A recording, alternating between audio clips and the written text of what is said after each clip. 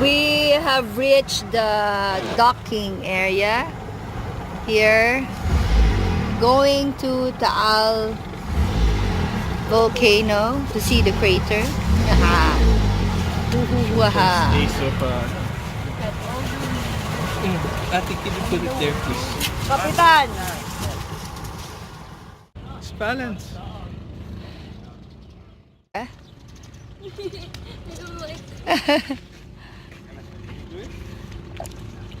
Here at Taal. This is Eleanor. So sabi niya, tanong ko sa kanya, kaya ba namin? Kaya.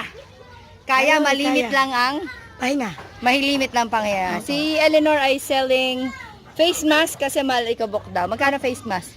20 na lang. 20 pesos. So we're doing it DIYing. So magte-trek kami. Titignan namin kung kakayanan namin.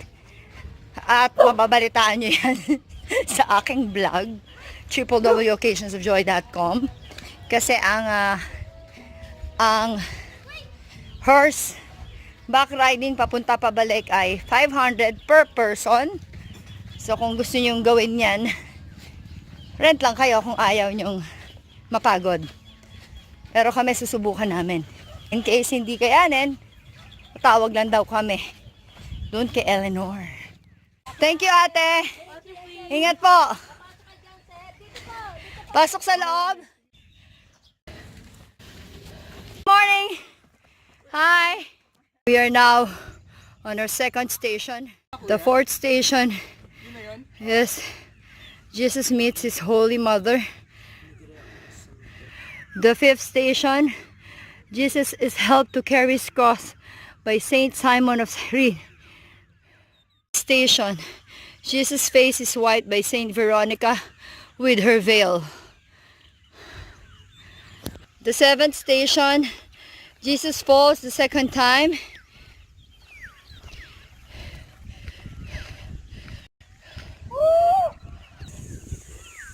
The eighth station, Jesus consoles the women of Jerusalem. Ninth station, Jesus falls beneath his cross the third time. Station, Jesus is stripped of his garments. Station, Jesus is nailed to the cross. Go! Lapit na! Go!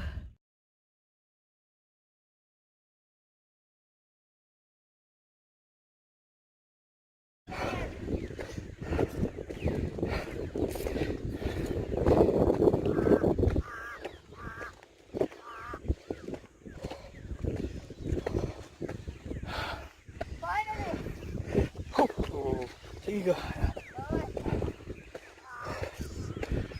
Finally, we've reached the 14th station. Jesus is laid in the holy Sepulcher. Hello! Woohoo! We're getting thirsty because dito may buko at 100 pesos. May tubig, may halo-halo. Good morning here at the top, looking at the crater of Taal Volcano. We've checked this for 45 minutes. Sabi nila 45 minutes to an hour. Actually, kung hindi ako nagvo-vlog, doing the 14 stations, kaya namin ito ng less than 30 minutes. Pero dahil nagvo-vlog na ako, yun na. Julia and Juan didn't make it. Napagod, they had to stop at the first station. This is also worth it kung gusto nyong makita pero wala kayong lakas na maglakad katulad namin. You can rent a horse at 500 pesos papunta at pabalik. And this beautiful place will be in my blog at www.occasionsofjoy.com. Elle is so tired just carrying our heavy bag. So there you go. See you in my vlog. Travel the Philippines bago lumabas ng ibang bansa. Up to the view deck. And this is the view deck. I am here today at the top of Taal Volcano with Sister Frances.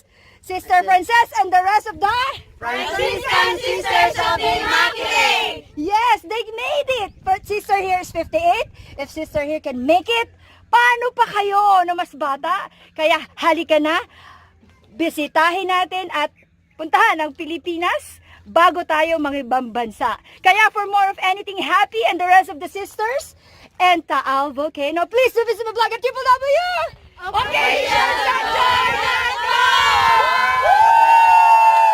See you there! It's very hot na. It's already 8.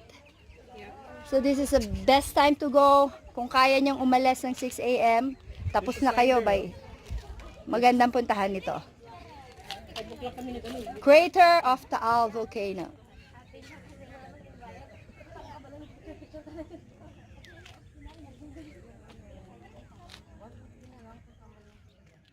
This is Charles from Australia, and this is And Luke Luke from France. from France. Yeah. If they are traveling our country, why don't you do that? This is a very nice country, right? Indeed, Yeah, for yeah, sure. that's true. Yeah, of course. It's very Definitely. nice. Soon, I hope to see you in Australia and in France.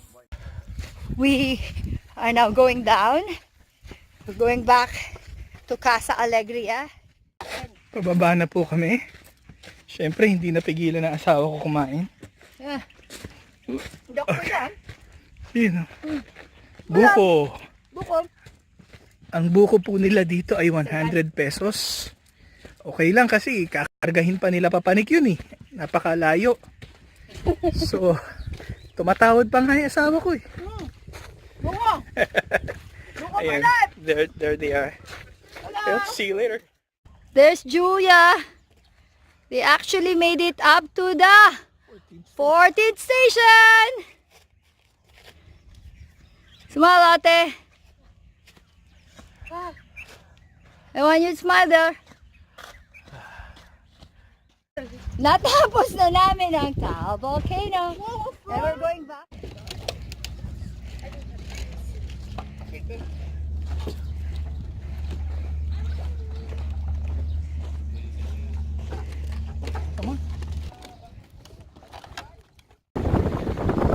Yay! We're on our way back. Yeah! Ganda nito. Ganda nito, no? Saan kaya to? Pwede tayo dyan. Alamin mo pangalan yan.